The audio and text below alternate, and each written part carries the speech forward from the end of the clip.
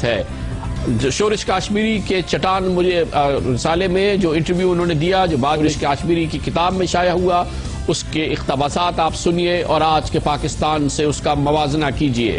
مولانا ابوالکلام آزاد نے فرمایا، جناح اور لیاقت علی خان جب تک زندہ ہیں اس وقت تک مشرقی پاکستان کا اعتماد متزلزل نہیں ہو سکتا، لیکن دونوں رہنماؤں کے بعد ایک چھوٹا سا واقعہ بھی ناراضگی اور اضطراب پیدا کر سکتا ہے۔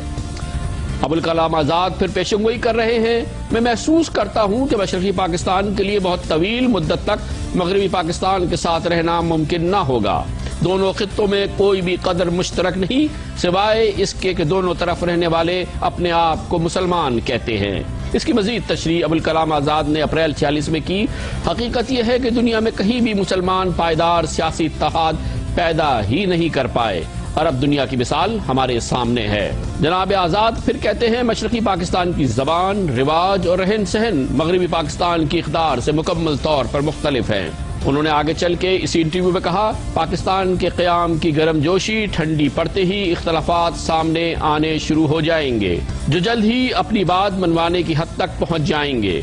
عالمی قوتوں کے مفادات کی جنگ میں یہ اختلافات شدت اختیار کریں گے اور پاکستان کے دونوں حصے الگ ہو جائیں گے۔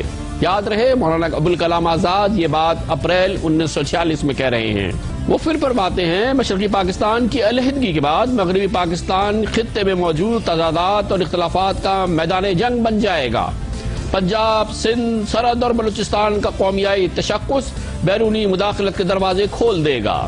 وہ وقت دور نہیں ہوگا جب عالمی قوتیں پاکستان کی سیاسی قیادت میں موجود مختلف عناصر کو استعمال کر کے اس کے حصے بکرے کر دیں گے، جیسا کہ بالکان اور عرب ریاستوں کے ساتھ کیا گیا تھا۔ اس وقت ہو سکتا ہے کہ ہم اپنے آپ سے یہ سوال کریں گے کہ ہم نے کیا کھویا اور کیا پایا۔ مولانا ابوالکلام آزاد کہتے ہیں، اصل معاملہ یقینی طور پر مذہب کا نہیں بلکہ معاشی ترقی کا ہے۔ مسلمان کاروباری قیادت کو اپنی صلاحیت اور ہمت پر شکوک و شبہات ہیں۔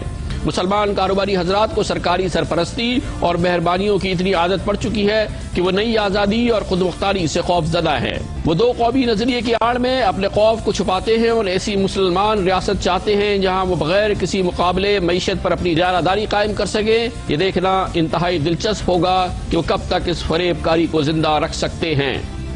پاکستان کی موجود سیاسی اور فوجی قیادت کو مولانا ابوالکلام آزاد کی اس پیشنگوئی کو، ان پیشنگوئیوں کو غلط ثابت کرنا ہوگا، لیکن ابھی تک تو یہ غلط ثابت نہیں ہو رہی۔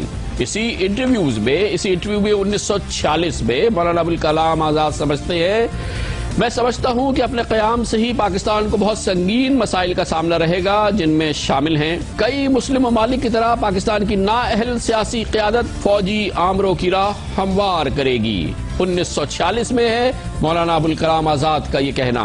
پاکستان پر بیرونی قرضوں کا بھاری بوجھ ہوگا۔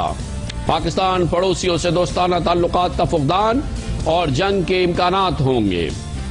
پاکستان میں داخلی شورش اور علاقائی تنازعات ہوں گے۔ پاکستان کے صنعت کاروں اور نودولتیوں کے ہاتھوں قومی دولت کی لوٹ مار ہوگی۔ پاکستان کے نودولتیوں کے استحصال کے نتیجے میں طبقاتی جنگ کا تصور پیدا ہوگا۔